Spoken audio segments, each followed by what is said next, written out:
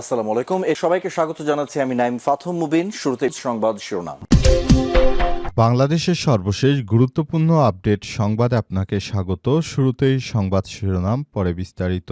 প্রথমেই জানাবো আমাদের হাতে থাকা সর্বশেষ গুরুত্বপূর্ণ সবথেকে তাজা আপডেট সংবাদ। সিআইডির সদর দপ্তরে অগ্নিকাণ্ড, আসবাবপত্র বশীভূত। খুলনার শিরোমণি এলাকা অবস্থিত পুলিশের অপরাধ তদন্ত বিভাগ অর্থাৎ সিআইডির বিভাগীয় সদর দপ্তরে অগ্নিকাণ্ডের ঘটনা ঘটেছে আজ দুপুর ১:৩০টার দিকে। সিআইডির ভবনের চতুর্থ তলায় এই আগুনের সূত্রপাত হয়। এই ঘটনায় সিআইডির রাসায়নিক পরীক্ষকের কক্ষের আসবাবপত্র সম্পূর্ণ পুড়ে গেছে। এরপর জানাবো কেন গণভোটে হ্যাঁ ভোট দেবেন, জানালেন আলী রিয়াজ।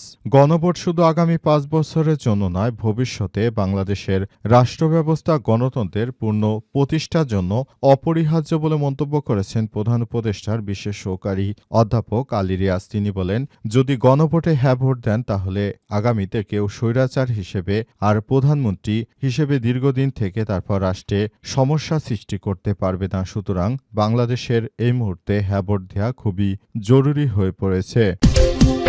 এদিকে গাইবান্ধায় ১৪৪ ধারা জারি। গাইবান্ধায় সরকারি প্রাথমিক বিদ্যালয়ে সহকারী শিক্ষক নিয়োগ এর লিখিত এমসিইউ পরীক্ষা ঘিরে ১৪৪ ধারা জারি করা হয়েছে। পরীক্ষা সুষ্ঠু ও শান্তিপূর্ণভাবে সম্পন্ন করার লক্ষ্যে এই আদেশ জারি করেছে উপজেলা এবং জেলা প্রশাসন।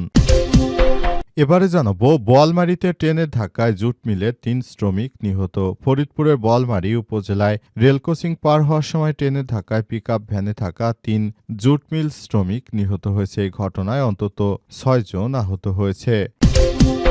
এবং সর্বশেষ জানাবো ইরানে অর্ধশতাধিক মসজিদে আগুন দিল বিক্ষোভকারীরা। পবিত্র কুরআন শরীফেও আগুন দেওয়া হয়েছে। ধ্বংস করা হয়েছে ১৮০টি অ্যাম্বুলেন্স। ইরানের অর্থনৈতিক সংকটকে কেন্দ্র করে আয়াতুল্লাহ আলী খামেনির সরকারের পতন চায় তারা। সেজন্য তারা প্রতিনিয়ত বিক্ষোভ কর্মসূচিতে নেমেছে। তারা সবকিছু করতে চায়। এজন্য তারা এখন থেকে যে কোনো মূল্যে ইরানের সরকার পতন করতে চাইছে। প্রিয় দর্শক, এতক্ষণ শুনছিলেন সংবাদ শিরোনাম, এবারে বিস্তারিত।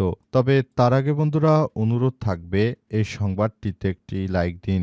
এই চ্যানেলে আপনি নতুন হয়ে থাকলে আমাদের সংবাদটি দেখতে দেখতে চ্যানেলটি সাবস্ক্রাইব করে রাখুন। কমেন্ট করে বন্ধুরা আপনার মূল্যবান মতামত জানিয়ে দিন আপনি বিশ্বের কোন দেশ থেকে বা বাংলাদেশের কোন স্থান থেকে আমাদের সংবাদটি দেখছেন এবং শুনছেন। আর বন্ধুরা, সংবাদটি আপনার সোশ্যাল মিডিয়া ফেসবুকে শেয়ার করে বন্ধুদেরও দেখার সুযোগ করে দিন। গাজা যুদ্ধে আপনি যদি নিরীহ ফিলিস্তিনিদের ভালোবেসে থাকেন, কমেন্টে ইয়েস লিখে বিশ্ববাসীকে জানিয়ে দিন। এবারে বিস্তারিত। খুলনায় সিআইডির দপ্তরে অগ্নিকাণ্ড, আসবাবপত্র বশীভূত। খুলনার শিরোমণি এলাকা অবস্থিত পুলিশের অপরাধ তদন্ত বিভাগ বা সিআইডির বিভাগীয় সদর দপ্তরে অগ্নিকাণ্ডের ঘটনা ঘটেছে আজ ১:৩০টার দিকে। সিআইডির ভবনের চতুর্থ তলায় আগুনের সূত্রপাত হয়। এই ঘটনায় সিআইডির রাসায়নিক পরীক্ষকের কক্ষের আসবাবপত্র পুড়ে গেছে। খানজাহান আলী থানার অফিসার ইনচার্জ হাওলাদার সানোয়ার হোসেন মাসুম বলেছেন, দুপুরে বৈদ্যুতিক শর্ট সার্কিটের কারণে সিআইডির ভবনের চতুর্থ তলায় রাসায়নিক পরীক্ষাগারের কক্ষে আগুন লেগে যায়। এ আগুন সমস্ত কক্ষে ছড়িয়ে পড়ে। পরবর্তী এসি বিস্ফোরণ ঘটে। সঙ্গে সঙ্গে ফায়ার সার্ভিসকে খবর দেওয়া হলে তারা আগুন নিভিয়ে ফেলে। আগুন নির্বাপনে খানজাহান আলী ফায়ার সার্ভিসের ২টি ইউনিট কাজ করে। এই ঘটনার পর পুরো এলাকার পরিস্থিতি থমথমে অবস্থা বিরাজ করছে। সবাই যার যার জায়গা থেকে আরও সতর্ক অবস্থানে থাকার জন্য বলা হচ্ছে। সবাই যেন সুষ্ঠুভাবে কাজ করতে পারে সেজন্য বলা হচ্ছে। কিন্তু সেখানে বিশৃঙ্খল পরিস্থিতি ঘটতে পারে এমন আশঙ্কা করা হচ্ছে।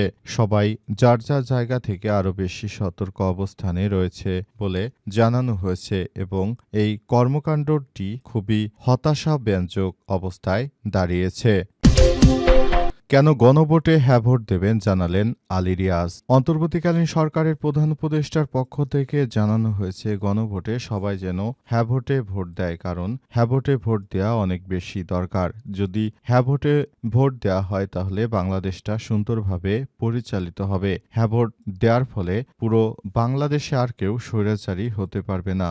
বাংলাদেশের প্রতিটি মানুষ এখন আর স্বৈরাচারীকে দেখতে পারে না। স্বৈরাচার যেন আর কেউ হতে না পারে সেজন্য সবাইকে আরও বেশি দায়িত্বশীল ভূমিকা পালন করতে হবে। পুরো বাংলাদেশের অভ্যন্তরে বিভিন্ন সমস্যার সম্মুখীন হতে দেখা যাচ্ছে, তাই এসব জায়গা থেকে সবাইকে রক্ষা করতে হলে অবশ্যই গণভোটে হ্যাঁ ভোট দিতে হবে। শেখ হাসিনা সরকার দীর্ঘদিন ধরে বাংলাদেশটাকে যেভাবে ধ্বংস করেছে, বাংলাদেশে ভবিষ্যতে আর কোনো সরকার যেন এসে আর কোনো ধরনের সমস্যা তৈরি করতে না পারে, সেজন্য গণভোটে হ্যাঁ ভোট দিতে হবে এবং এই হ্যাঁ ভোটের মধ্য দিয়ে নতুন বাংলাদেশ গড়ে তুলতে হবে, সবাইকে নিয়ে কাজ করতে হবে বলে মনে করেন অধ্যাপক আলী রিয়াজ।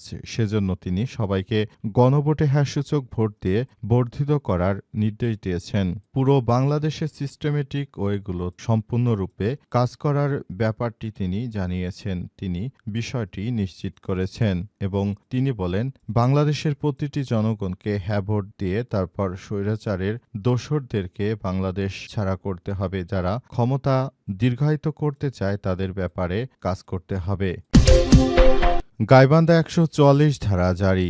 গাইবান্ধায় সরকারি প্রাথমিক বিদ্যালয়ে সহকারী শিক্ষক নিয়োগের লিখিত এমসিকিউ পরীক্ষা ঘিরে ১৪৪ ধারা জারি করা হয়েছে। পরীক্ষা সুষ্ঠু ও শান্তিপূর্ণভাবে সম্পন্ন করার লক্ষ্যে এ আদেশ জারি করেছে জেলা প্রশাসন। আজ রাতে জেলা ম্যাজিস্ট্রেট মোহাম্মদ মাসুদুর রহমান মোল্লা স্বাক্ষরিত নোটিশে এ আদেশ জারি করা হয়েছে। জেলা প্রশাসন জানিয়েছে, আগামী শুক্রবার ৯ জানুয়ারি বিকাল ৩টা থেকে ৪টা ৩০ পর্যন্ত গাইবান্ধা জেলায় ৪৩টি পরীক্ষা কেন্দ্রে একযোগে সরকারি প্রাথমিক বিদ্যালয়ে সহকারী শিক্ষক নিয়োগের লিখিত পরীক্ষা অনুষ্ঠিত হবে। পরীক্ষা চলাকালীন সময়ে, পরীক্ষা পূর্ববর্তী পরবর্তী সময় আইনশৃঙ্খলা রক্ষা সহ বিভিন্ন কাজ করার জন্য আইনশৃঙ্খলা রক্ষাকারী বাহিনীর সদস্যরা এসব বিষয়ে সিদ্ধান্ত নিয়েছে। ১৪৪ ধারা জারি করা হয়েছে এবং বলা হয়েছে, পরীক্ষা কেন্দ্রে কেউ যেন নকল কিংবা বিশৃঙ্খল পরিস্থিতি তৈরি করতে না পারে, সেই ব্যাপারটি নিয়ে সবাইকে আরও বেশি ভাবতে হবে। সরকার মনে করে এবারের পরীক্ষাটি যেন সুষ্ঠুভাবে পরিচালিত হয়। এর আগে পরীক্ষা নিতে গিয়ে জানা গেল সারা দেশে প্রশ্নপত্র ফাঁস হয়েছে। এই প্রশ্নপত্র ফাঁসের বেশ কয়েকজন চক্রকে আটক করা হয়েছে। এই আটককৃত ব্যক্তিদেরকে নানাভাবে জিজ্ঞাসাবাদ করা হচ্ছে এবং কিভাবে তারা প্রশ্নপত্র হাতে পেল। বিশেষ করে বিএনপির এক স্বেচ্ছাসেবক দলের নেতা এই প্রশ্নপত্র ফাঁসের সঙ্গে সরাসরি সম্পৃক্ত। বাংলাদেশে এখন প্রতিনিয়ত এই ধরনের বিষয়গুলোই সামনে আসছে। প্রতিনিয়ত অসংখ্য মানুষ বেকার দেখা যাচ্ছে। এর আগে সারা দেশে সরকার চাকরিতে লোক নিলেও এখন সেভাবে লোক নিচ্ছে না। পুরো দেশে অসংখ্য মানুষ এখন বেকার বসে আছে। এ অবস্থায় সরকারকে আরও বেশি দায়িত্বশীল ভূমিকা পালন করা উচিত বলে মনে করা হয়। বোয়ালমারীতে ট্রেনের ধাক্কায় জুট মিলে ৩ শ্রমিক নিহত। ফরিদপুরের বোয়ালমারী উপজেলায় রেল ক্রসিং পার হওয়ার সময় ট্রেনের ধাক্কায় পিকআপ ভ্যানে থাকা ৩ জুট মিল শ্রমিক নিহত হয়েছে। এই ঘটনায় আহত হয়েছে আরও ৬ জন। আজ দুপুর ২:৩০টার দিকে উপজেলার সুতাশী নামক রেল ক্রসিংয়ে মর্মান্তিক এই দুর্ঘটনা ঘটে। স্থানীয় সূত্র থেকে জানা গেছে, কালুখালী থেকে ছেড়ে আসা ভাটিয়াপাড়াগামী একটি লোকাল ট্রেন দুপুর ২:৩০টার দিকে সুতাশী রেল ক্রসিং অতিক্রম করছিল। এ সময় স্থানীয় জনতা জুট মিলের শ্রমিক বহনকারী একটি পিকআপ ভ্যান রেল ক্রসিংটি পার হতে গেলে ট্রেনের সঙ্গে প্রচণ্ড ধাক্কা লাগে। ট্রেনের ধাক্কায় ঘটনাস্থলে ৩ জন শ্রমিকের মৃত্যু হয়েছে। দুর্ঘটনার পর স্থানীয় বাসিন্দারা দ্রুত উদ্ধারের কাজে এগিয়ে আসেন। তারা আহত ৬ জনকে উদ্ধার করে বোয়ালমারী উপজেলা স্বাস্থ্য কমপ্লেক্সে ভর্তি করেন।